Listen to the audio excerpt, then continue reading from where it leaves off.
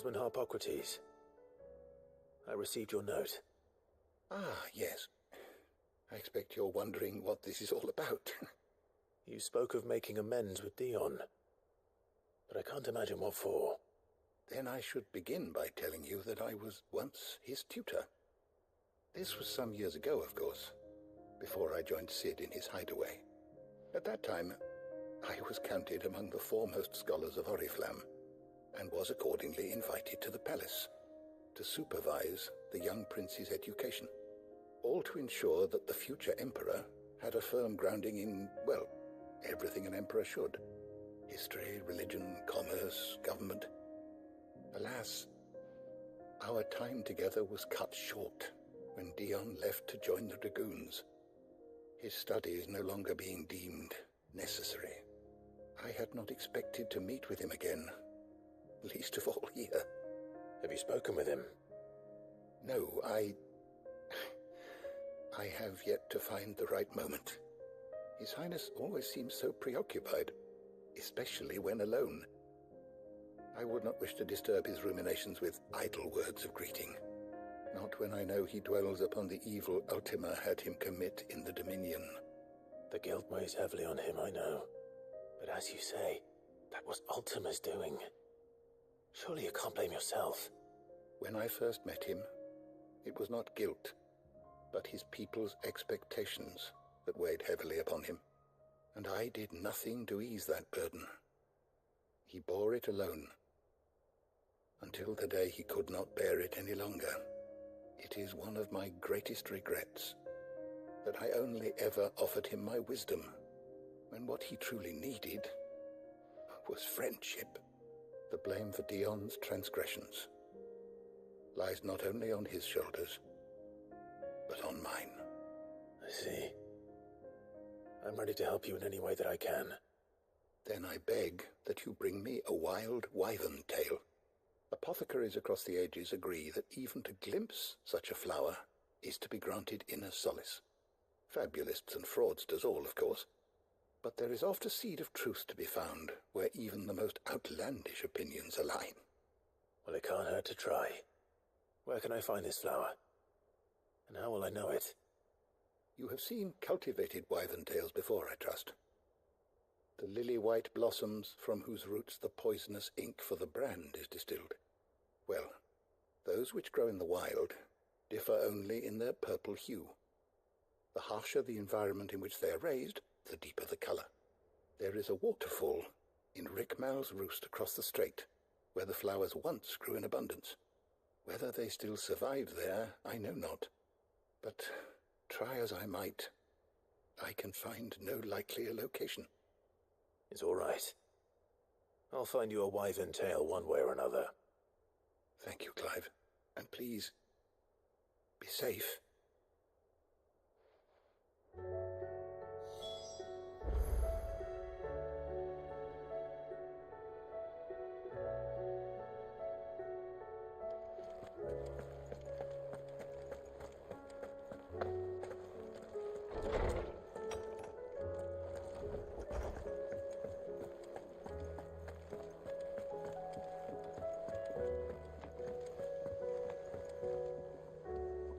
Joshua, I read your message. You're right. Jill is different. I don't think I'd realized how different, but since we returned from Drake's spine, I've felt it more and more. I suppose it's not hard to imagine why. She doesn't think she belongs anymore. And that's why we need to remind her she is still one of us. To let her know that we still need her. Now more than ever, that you still need her. But how to do that? When last we were truly close, we were but children. Of course. Do you remember the time we accompanied Father on his annual tour of the Duchy, and Jill and I broke from the procession to ride up Man's Hill? To see the snow daisies, I remember. It was the first time Father had allowed us to join him. And when he realized you were missing, he had the entire retinue down to the pot boys combing the countryside. In the rain. A thunderstorm forced us to take refuge in a grove of oaks before we'd even made it halfway there. It was the Lord Commander who finally found us, and needless to say, he was none too pleased. Then it seems you and Jill have unfinished business. What do you say? Man's Hill. It's not that far. Oh, true. Though I suspect it is also much changed. Little in southern Rosaria remains as it was when we were children. You're saying I should go and scout the area for bandits? I'm saying we should first go and see if there are actually still any snow daisies left. What would you do without me, Clive?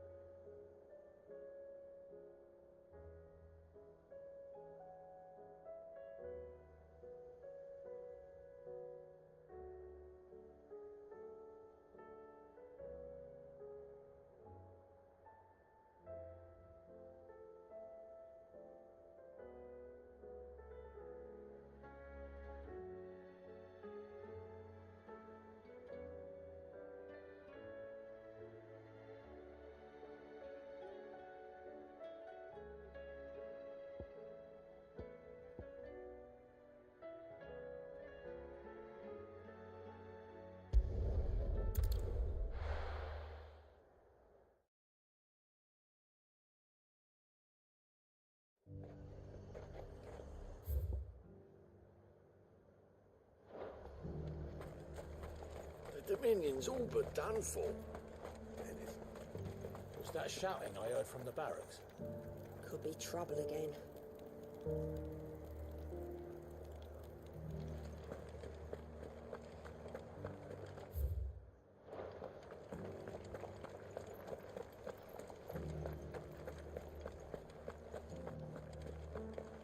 And you're just gonna fall into line? I don't trust this Duke. Oh, Clive. What am I to do?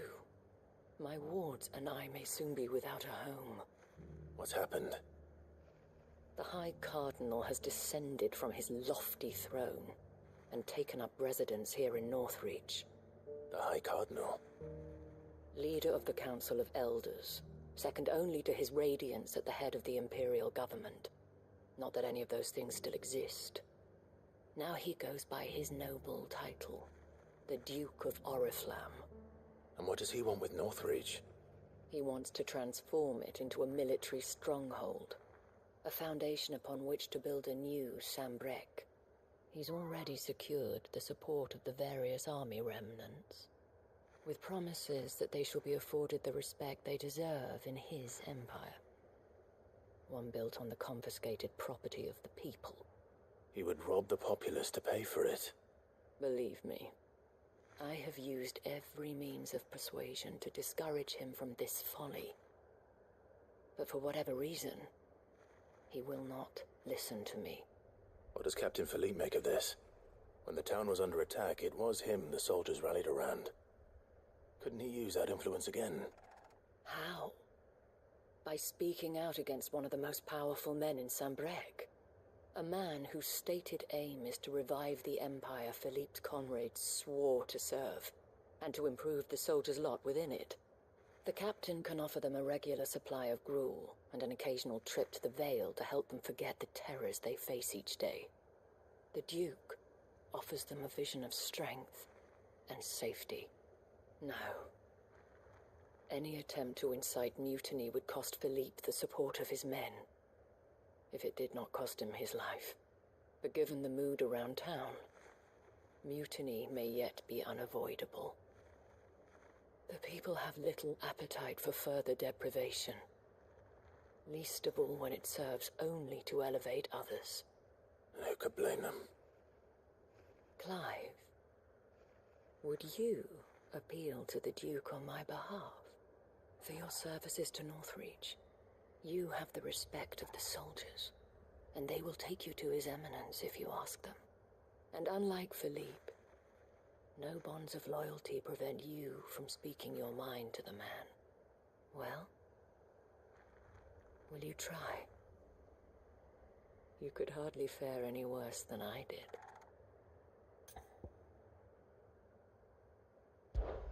I'll see what I can do. Thank you, Clive. Tell me then, where will I find this Duke of Oriflamme? In the garrison? Overseeing the troops, yes. Wish me luck.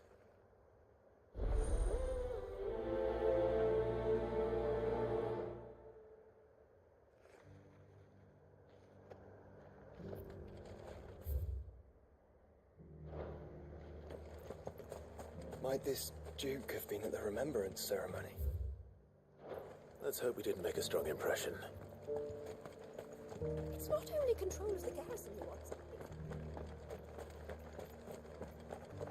We already have a leader in the town.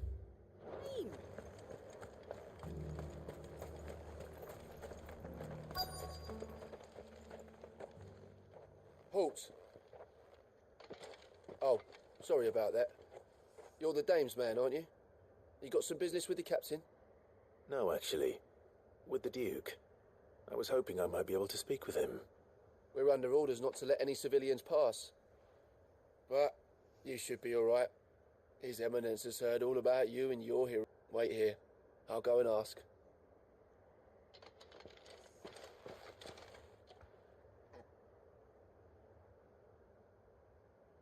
So, you are the sellsword who lent his aid to the garrison.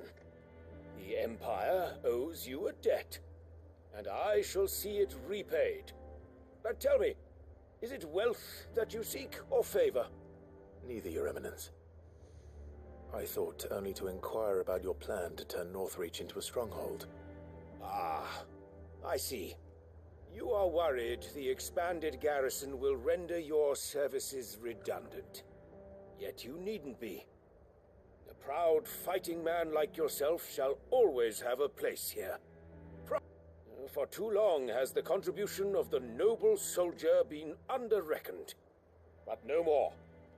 For it is they who shall see the Holy Empire rebuilt, beginning right here in Northreach. Why here, Your Eminence? The town has been fortunate enough to escape largely unscathed from the recent troubles. Her defenses are sound, and her garrison well prepared. Much is more than can be said for Oriflamme or Twinside. The Empire wants for a capital, and I believe Northreach to be the perfect place. With Caer Norvent as her citadel. Once we have seen to the refortification of both the town and the castle, we need only build a wall around both to create a city that would be the envy of the twins. Plans are already underway for the construction. Soon enough, these thralls shall learn that they are no match for the might of Sanbreque. I fear you underestimate how dangerous these creatures are, Your Eminence. Should they return in force, you will need all the people of Northreach to come together in defense of the town. Something they may be loath to do if they've been deprived of their worldly goods. The people will do as their leaders command. If Sanbreque is to be rebuilt, she will require a functioning government. One whose authority is beyond question. That is why this levy is necessary, so that any man who wishes to join the army might do so and be fed, outfitted, and paid as befits a defender of the Empire. And yet there are those who persist in peddling the treasonous lie that I seek to steal from the people and drive them from their homes. I suspect they're afraid of losing what little they have left. Precisely. The common folk have little and less, and you mean to deprive them of even that. You would sow the seeds of your new empire in your own salted earth. Sabine, we have discussed this. Yes, and I told you then how putting the empire before her citizens would lead only to revolt. Without an empire, there are no citizens. And in yours, there will be only beggars. Is that what Griga wills for her people? Do not take her name in vain, Sabine. I'll come back later. Since revolt. I wonder what the people really think of the Duke's plan. It wouldn't hurt to ask them, I said, with those on the other side. Sabine, you are embarrassing me.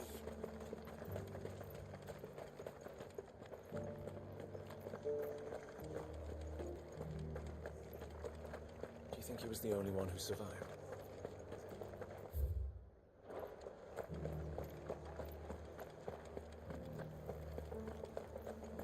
That's so cool. All right there. What is it you're after,